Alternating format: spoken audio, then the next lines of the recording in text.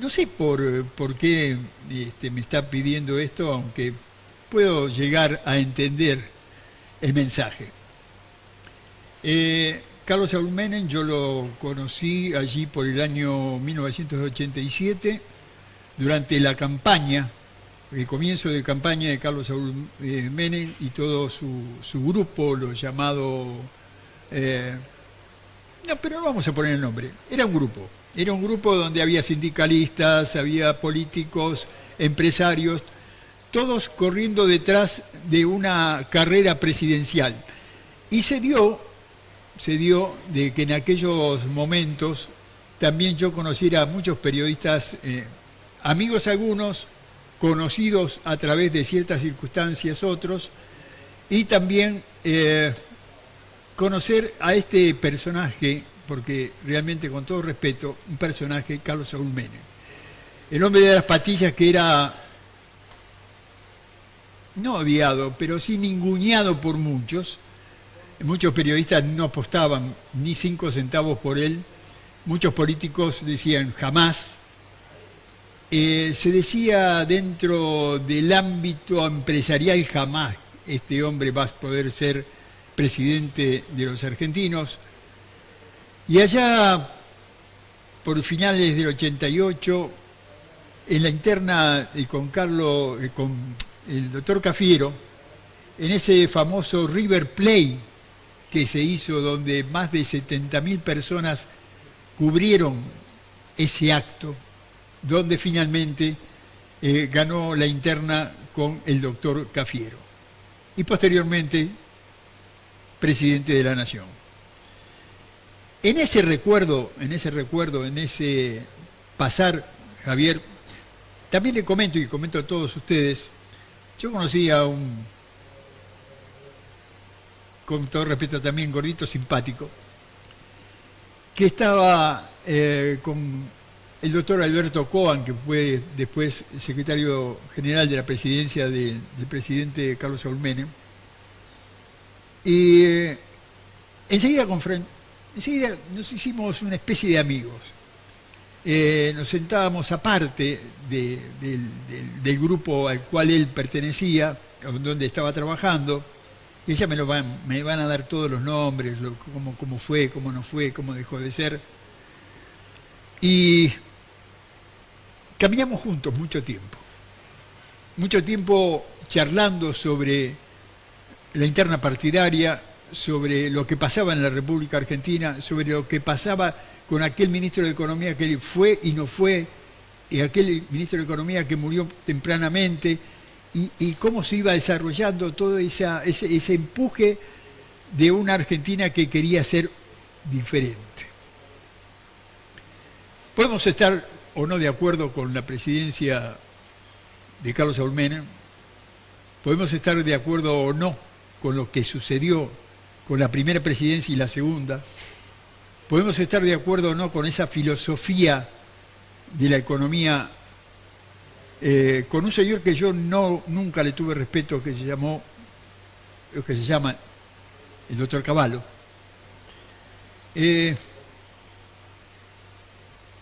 Y aquí aparece alguien con el cual hoy me encontré y dije, esto no puede ser, esto no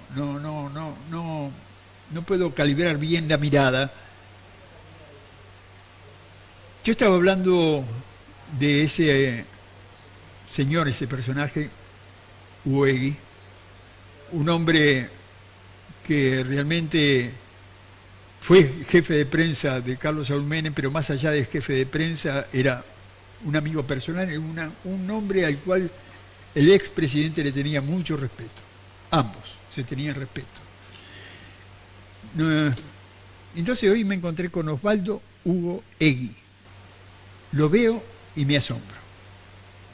¿Cómo te va, Alberto? Gracias por la invitación, gracias por recordar a mi papá en esta intro, en esta editorial que hiciste, y la verdad que es así. Políticamente, en el marco de lo que se habla, mi padre lo ha dicho en su libro que ha escrito, en el único libro que ha escrito mi padre, ha dicho, bueno, a mí no me gusta la política, hago mi trabajo y trabajo para el que creo yo es la persona o el personaje que va a cambiar el destino de la Argentina, ¿no? y teniendo en cuenta estas cuestiones que vos bien mencionabas, se puede estar de acuerdo, se puede no estar de acuerdo. Los rojos punzó y... Sí, claro, pero sí lo cambió, sí lo modificó. Obviamente hay divergencias, hay muchas cuestiones cuestionables, inclusive hoy, teniendo en cuenta, bueno, ese proceso de equilibrio monetario en el 1 a 1, ¿no? Yo creo que muchos dicen, che, pero no, Carlos, es la presidencia de Carlos Saúl, pero muchos de ustedes, muchos viajamos por ese 1 a 1, empezamos a recorrer el mundo, a conocer otras fronteras, digo. A ver, eso sí, siempre pasa eso. Digo, yo he escuchado muchas veces, cuando estamos bien ponemos el marco al derecho y cuando estamos mal lo ocultamos, ¿no? Digo, esa cuestión social que siempre nos persigue a los argentinos constantemente, que es una crítica, creo que por demás válida en una Argentina que no cambia, ¿no? Su paradigma, ese rompimiento paradigmático sigue extendiéndose en el tiempo y profundizando lo que después se tornó a decir la grieta, ¿no? La famosa grieta que lo veo en ese caso, la salida, una posible salida o una posible luz al final del túnel la veo bastante difícil, por lo menos en el corto plazo, ¿no? Digo, me parece que los intereses políticos reflejan lo que es una sociedad que viene de antaño comportándose sistemáticamente, ¿no? Digo, los gobiernos y el poder siempre son cuestionables, pero no avanzan, sino que retroceden. Y el poder de octanaje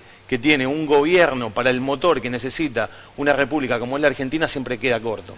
Pero en el programa de la semana pasada hablábamos con Marangoni, con el licenciado Marangoni, hablábamos y hacíamos yo hice una reflexión sobre que los políticos argentinos atrasan. La política argentina atrasa, no está ayornada. Yo creo que esas caras ya las hemos visto demasiado, y no hay una sangre joven, aunque dicen que la hay, pero yo no veo liderazgo jóvenes, ni aquellos que se dicen líderes, que para mí están totalmente atrasados. El problema para mí, si me permitís, Alberto, es una cuestión no generacional, sino sistemática. Digo, acá puede venir una sangre nueva, pero el mecanismo sistemático, si se mantiene y no hay ese cambio de paradigma del que hablo, digo, los laureles y el arrogarse estas cuestiones de ser el salvador de un país como la Argentina, que no es una cuestión de recetas mágicas, ni de 4 años, ni de 3 años, sino en un proceso de continuidad.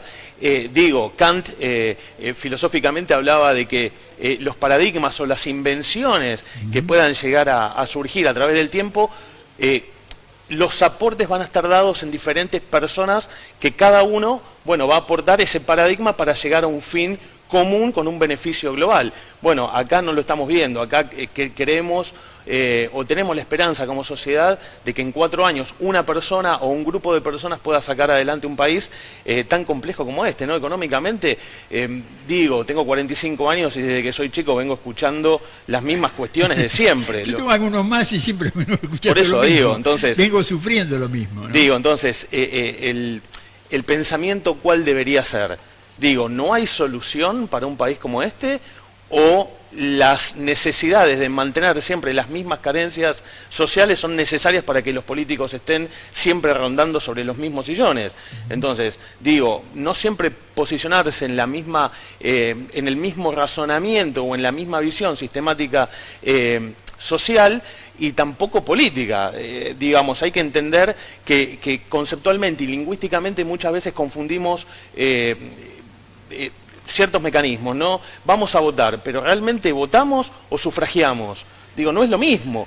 Entonces, esa cuestión le da el camino a los políticos tal vez para hacer lo que hace más de 100 años vienen haciendo. Gracias a Dios tenemos la cultura de ir a votar. Sí, por Gracias supuesto. a Dios tenemos esa cultura. Pero esa cultura también está atrasada. También. También está atrasada. También. Es decir, a ver, llevar como rebaño a votar, rebaño mental. Sí. ¿Sí? Vamos a votar, vamos a fulano, mengano, sultano, porque este va a hacer esto. pasan los años y nada de eso es verdad. No, no solamente no es verdad, sino que, vuelvo a decir, y volvemos a lo Ojo, mismo. sigamos votando, por favor, Sí. pero sepamos lo que vamos a hacer, pensemos, analicemos nuestro voto. Por favor. Y hoy tenemos una herramienta que es Internet. Hoy yo preguntaría, en nuestra sociedad, ¿cuántos de nosotros sabemos meternos en los proyectos que presentan los diferentes partidos y que están en tratamiento o que no están en tratamiento? Digo, hoy tenemos una herramienta de accesibilidad y que no la Lista utilizamos. sábana. Bueno, la lista sábana me parece voto una locura. electrónico. Y para mí el voto electrónico. Ayornaríamos, ¿no? Ayunaríamos, sí, y evitaríamos muchos males. Sí, cuando hablamos de males, creo entenderlo, Osvaldo Hugo, cuando hablamos de males estamos hablando de la candidato a presidente, vicepresidente, y todo lo que viene abajo, ¿eh? Vamos acomodando la lista, vamos a ver quién invierte más en esa lista. Exactamente, o sea, no sabemos quiénes son los que vienen después de los 2, 3 primeros. Y después, ¿qué pasa? Los dolores de cabeza vienen y los tenemos nosotros. Entonces, eso repercute en la economía, en la cultura, en la educación. Digo, siempre volvemos al mismo estandarte del discurso político cada 4 años, ¿no? Ahora, ¿cómo nos curamos de esto? Bueno, eso... Si la fórmula no está. La fórmula no está, pero sí podemos tener un camino más de registrar al otro, ¿no? Empecemos por ahí. Yo creo que es una filosofía tal vez muy propia, pero creo que si no registramos al que tenemos al lado, y tal vez voy a hacer mención a ciertas cuestiones que son cotidianas, pero por algún lado se tiene que empezar. Hoy vemos que, bueno, lo venimos viendo hace bastante tiempo, en la calle, comportamientos en la calle, no registramos al que tenemos al lado. Y si nosotros como sociedad no podemos registrar al que tenemos al lado, no nos va a importar quién nos puede llegar a gobernar. Esto nos lleva un poco a la agresividad cotidiana que nos dan. Claro. Los elementos vienen por otro lado, no es que nosotros lo tenemos ya incorporado. Cuando tenemos necesidades, no nos alcanza el sueldo, no nos alcanzan los alimentos, cuando abajo están más pobres que nunca. Sí. Cuando no hay soluciones, tenemos una pandemia, bueno, ya estamos en una etapa que podemos ir pensando de qué manera empezar a dar líneas de trabajo para que esto no siga sucediendo, porque si no, la agresión, como allá en la época de la Revolución Francesa, de abajo hacia arriba. Exactamente, eso es lo que te iba a decir. Creo que este cambio no va a surgir de la clase política a la sociedad, sino que de la sociedad va a surgir a la clase política. La sociedad hoy está harta, y lo viene manifestando, de cualquier estandarte social, está harta. La pobreza, la marginalidad, no nos olvidemos, porque hoy tenemos una clase alta, muy reducida, que concentra el poder económico, tenemos una clase media cada vez más debilitada, tenemos la clase pobre, pero también tenemos la clase marginal, que surge a través de la profundización de la pobreza. Digo, ya el pobre no es el último estandarte, sino la marginalidad que nos afecta obviamente a todos, a vos, a mí, a cualquiera de los que nos escucha, nos dirá que es así.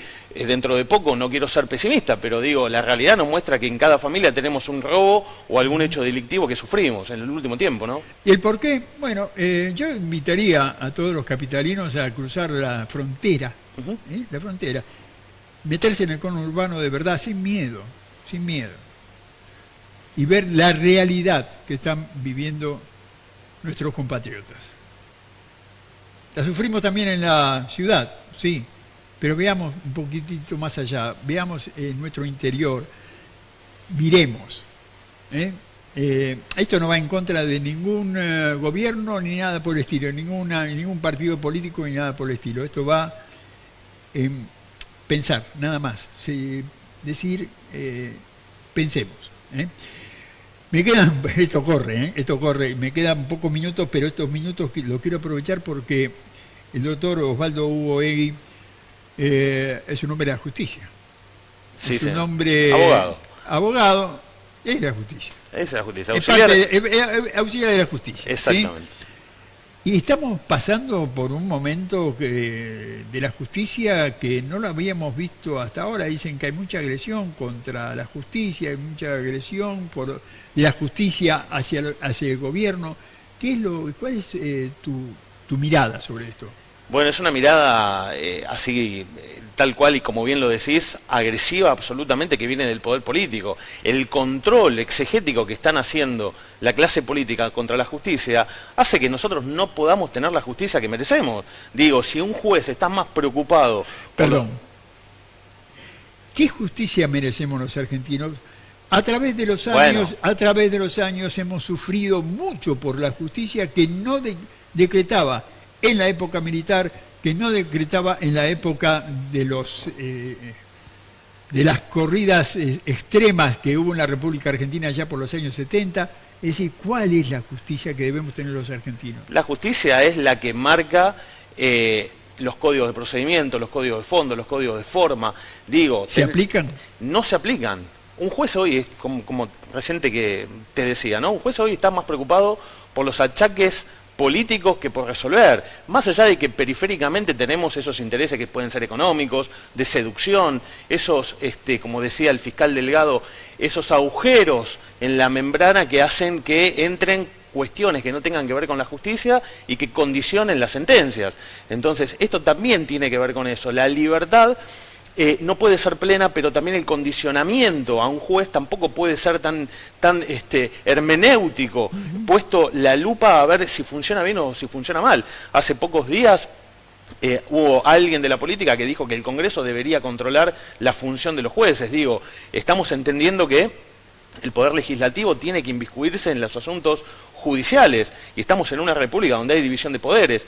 Esto no quiere decir que no haya control entre los niveles institucionales, pero no podemos decir o se transforman o se van. Digo, una frase lapidaria que genera y profundiza una grieta y que en definitiva quien lo padece va a ser doña Rosa en la casa cuando busque algún tipo de justicia que va a estar condicionada. Digo, hoy alguien que está procesado y puede ser o no condenado, lo tenemos que entender como eso. Eso es la justicia y lamentablemente hoy en la sociedad cuando se pide justicia no está pidiendo otra cosa que venganza. Las venganzas en la política se leen de una manera. ¿La venganza en la justicia tiene la misma lectura? A mi entender no. Sí, a ver. A mi entender no, digo, la venganza hoy es ese hartazgo social que se tiene respecto de la inacción judicial. Digo, si no tenemos justicia, bueno, no vamos a esperar estar -10 en un nivel donde esperamos un resguardo y una tutela institucional, no la tenemos, bueno, estamos hartos, queremos venganza. Una a nuestro favor, que venga una a nuestro favor, ¿no? Y eso implica justicia por mano propia, bueno, toda la agresividad que nosotros estamos viendo hoy. Creo que no podemos caer en eso, ¿no? Creo que las instituciones están para ser respetadas, no es que creo, tienen que ser respetadas y el poder político concentrarse en lo que realmente refiere a las necesidades sociales, de interés social, y la justicia que actúe bajo los controles necesarios que tiene que tener, pero libre de los achaques. Yo sé que es una utopía lo que estoy diciendo porque hoy en una guerra política judicial como la que se está viviendo creo que va para larga data, ¿no? Tenemos y necesitamos jueces con suficiente coraje para llevar adelante y sobrepasar esas barreras. Bueno, esto va a sucederá quizás, y se va a extender para mí esta lucha, porque créase o no, vamos a elecciones, ¿sí? Será en noviembre, las PASO, ¿qué pasará con las PASO? ¿Qué sucederá? No sé, pero esto es parte de lo que se viene para el mes de noviembre. La lucha por el Poder Judicial, la lucha por el poder económico, exacto, la lucha por la grieta, esa grieta que va y viene. Esa grieta es mucha responsabilidad nuestra, de empezar a cortar y, como lo dije en un principio, reconocernos al otro, registrar que el otro es un igual a nosotros, unificar esos criterios y pedirle a quien le tenemos que pedir el equilibrio social y una vuelta puesta a punto de la República Argentina para avanzar y para poder, bueno, tener un futuro más promisorio del que tenemos, ¿no? Osvaldo Uboegui, ¿qué es lo que más te gusta? Bueno, me gustan muchas cosas. Me gusta la justicia, me gusta el periodismo. Tengo raíz y sangre periodista por mi papá, Uboegui, y hasta hace muy poco tiempo creía no tener ese fuego adentro pero hoy, como te decía afuera de cámara, estoy mucho más cerca del periodismo que de la justicia. El análisis político o judicial resulta mucho más viable, a mi entender, porque puedo comunicar y le puedo decir a la gente lo que pienso, y dentro de un análisis razonable puedo llegar a mucho más en esta cuestión periodística que en una sentencia, ¿no? O lograr una sentencia. Más allá de la defensa de los derechos de un cliente, siempre son lo más importante y más sagrado que tiene un abogado. Creo que la comunicación es mucho más viable porque tiene mucho más alcance. ¿Lo político? También. Sangre nueva, ¿no? Sangre nueva. Es decir, que la política y el periodismo serían tus dos metas a posteriori. Sí, y no descarto obviamente la justicia, para eso estoy trabajando, para eso me sigo formando, no me quedo estancado, y esto siempre el consejo es el mismo, ¿no? Formarse. Si uno no tiene posibilidad de ir o asistir, siempre hay los mecanismos de información que uno lo puede nutrir en base al criterio propio, ¿no? ¿Tesis? Tesis de bioética. Y en estos momentos estás cursando. Yo terminé de cursar en este momento el doctorado. Pero vas al doctorado. Exactamente, ahora estoy terminando mi tesis doctoral, que tiene que ver con infecciones nosocomiales en relación a los protocolos de prevención de resistencia antimicrobiana, así que en ese caso estamos en... Bueno, estamos en la parte científica. En la parte científica, sí. Es decir, ¿el COVID te ayudó a correr para ese lado o qué? No, eso fue algo muy casual, porque la tesis fue elegida en el 2019 y en el 20 de marzo empezó la pandemia. Es decir, que mi tesis era algo normal y pasó a ser relevante de casualidad. Ni yo sabía que iba a venir, bueno, nadie, ¿no? Obviamente, la pandemia, pero bueno, ni yo sabía que iba a tomar tanta relevancia por este contexto. ¿Vacunarse sí o no? Siempre que estén los papers adecuadamente acreditados, ¿no? Si uno tiene los papers, como dice el ámbito científico, acreditado, sea la RUSA, sea India o de donde venga, creo que siempre es recomendable. ¿Están los papeles? ¿Están? De algunas sí, hay que esperar. Creo que la de China no tiene todavía la habilitación para mayores de 60, pero a medida que vayan publicando los papers, por ejemplo, como la revista Lancet, bueno, será cuestión de que el gobierno o el oficialismo, en este caso, consiga las vacunas y las pueda aplicar de la mayor celeridad posible. Osvaldo Hugo, muchas gracias por tu tiempo. Gracias a vos, Alberto. Gracias también a ustedes por dejarnos entrar en su hogar para tratar temas como estos que evidentemente nos interesan a todos. La semana próxima nos volvemos a encontrar en esto que hemos llamado Títulos de Primera.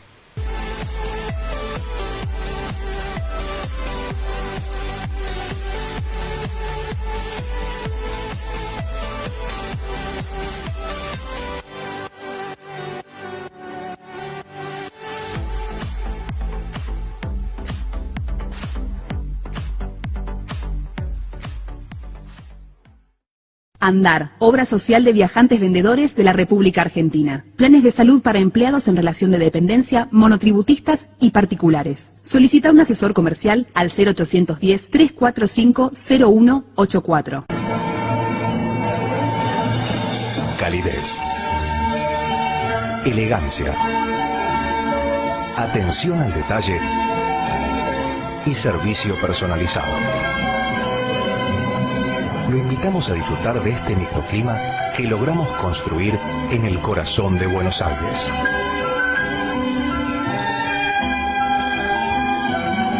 Hotel Supara.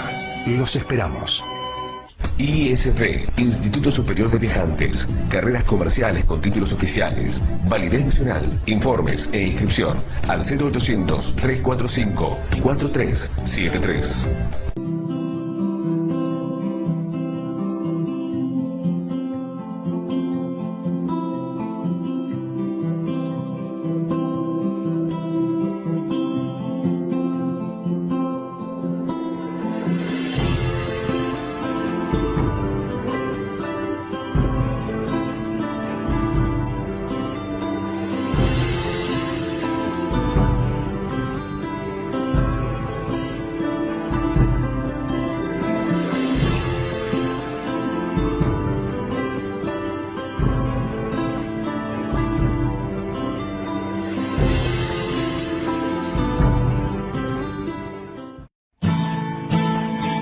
Hotel Udra Sasso todo el año te espera en Punta Mogotes, Mar del Plata.